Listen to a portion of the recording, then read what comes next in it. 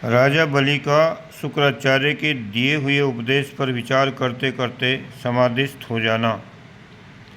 दानों के स्मरण करने से आए हुए दैत्य गुरु का बलि की सिद्ध अवस्था को बताकर उनकी चिंता दूर करना।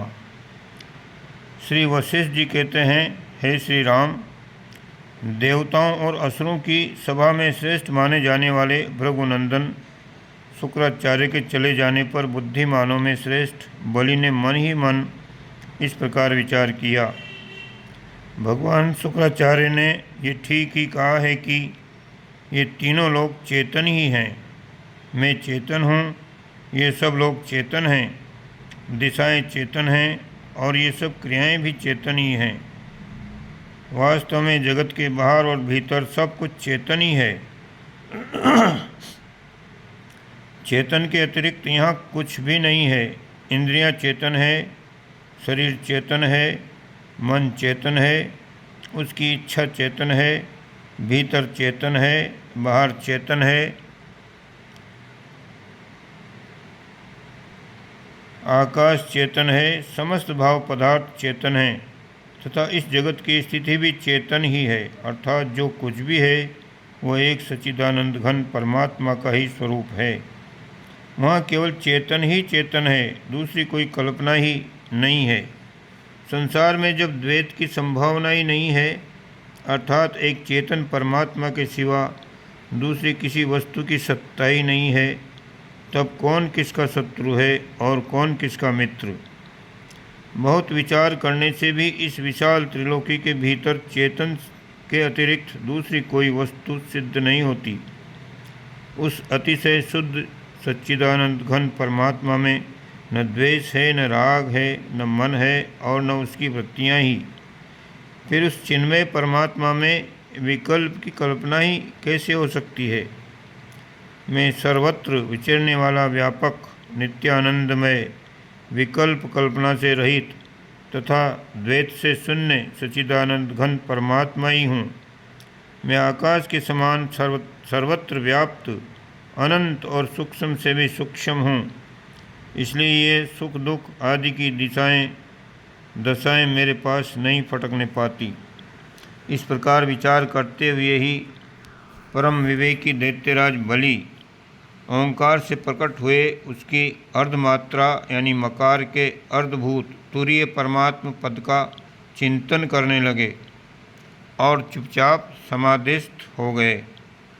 उस समय बलि के सारे संकल्प शांत हो गए, समस्त कल्पनाएं विलीन हो गईं, उनके भीतर किसी प्रकार की शंका नहीं रह गई।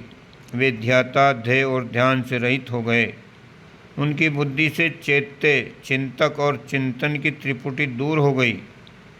वे निर्मल और वासना शून्य हो वायु रहित स्थान में रखे हुए दीपक की लौ के समान निश्चल हो गए। वे महान पद यानी परमात्मा को प्राप्त हो गए थे। उनका मन सर्वथा शांत हो गया था। वे वहाँ रत्न निर्मित वातायन यानी खिड़की में दीर्घ काल तक उसी तरह अविचल भाव से बैठे रहे, मानो पत्थर में खुदी हुई मूर्ति हो। रघुनंदन तदंतर बलि के अनुचर दानव लोग स्फटिक मणि के बने हुए उनके महल की ऊंची अट्टालिका पर क्षण भर में चढ़ गए। डिम्ब आदि धीर मंत्री, कुमुद आदि सामंत, सुर आदि राजा, व्रत आदि सेनापति, हयग्रीव आदि सैनिक, चाकराज आदि भाई बंधु, लडुक आदि सुहृद, बल्लुक आदि लाड लड़ाने वाले सखा, हाथ में भेंट लेकर उपस्थित हुए कुबेर, यम और इंद्र आदि देवता, सेवा का अवसर चाहने वाले यक्ष, विद्याधर और नाग उस समय बलि की सेवा के लिए उस स्थान पर आ पहुँचे। इनके सिवा त्रिलोकी के भीतर निवास करने वाले अन्य बहुत से सिद्ध भी आए। उनके पास आकर उन सब के मुकुट प्रणाम के लिए झुक गए। उन सब ने बड़े आदर के साथ राजा बलि को देखा।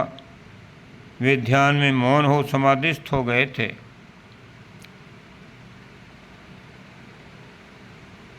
और चित्रलिखित पुरुष की भांति निश्चल भाव से बैठे थे।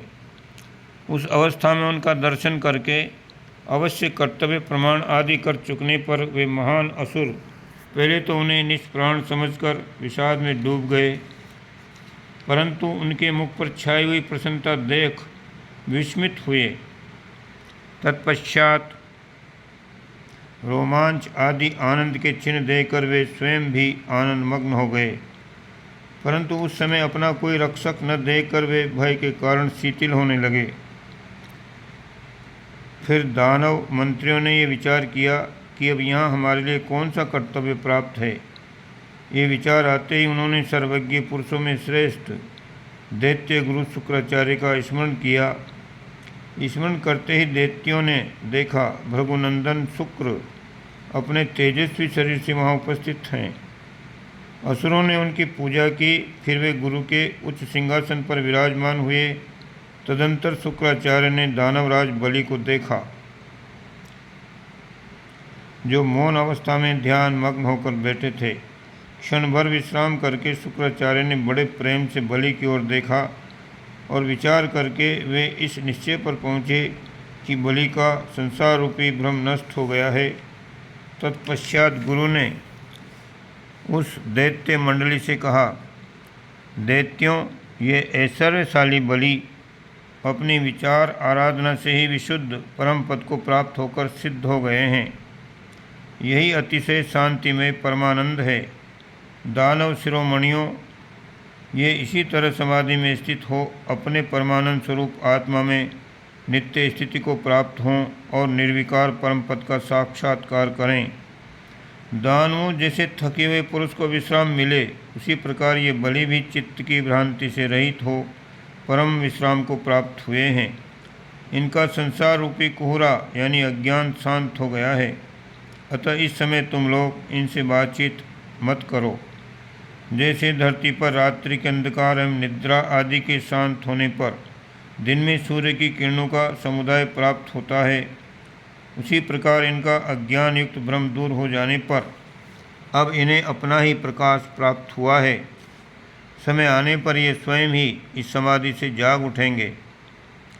दानवों को तुम सब लोग अपने स्वामी के कार्य करो। दानव नायकों, तुम सब लोग अपने स्वामी के कार्य करो।